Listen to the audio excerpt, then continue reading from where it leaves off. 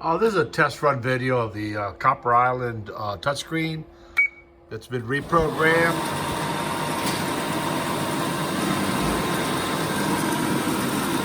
We just run it through all the paces to make sure that all the programming works. We're running it in block mode right now.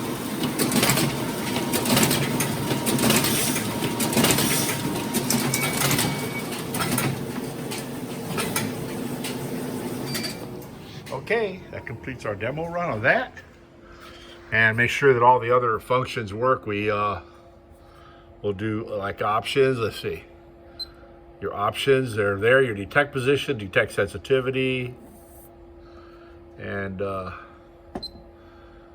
manual stitching. Turns manual stitching on. Okay. Off. Next. Reject tray. Yep, it did that when we reset it. We checked that. All of your blowers are running at top speed according to there. Your misdetects were all set and calibrated. That looks good. All your sensors are turned on. Everything looks good.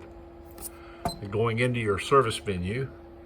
Of course, this is reading.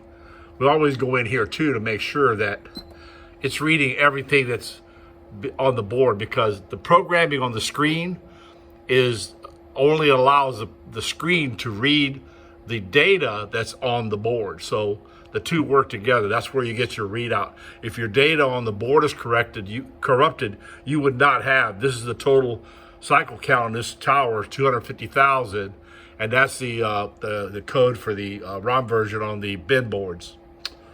Okay, so everything's reading. It's reading the tower perfectly. The only thing I said you might have a problem is you can see it lights up all 10 bins. So it may light up all 10 bins on yours, but they won't function. Okay? If you have any questions, please feel free to give us a call. We did have to reprogram it. Thank you very much. Bye.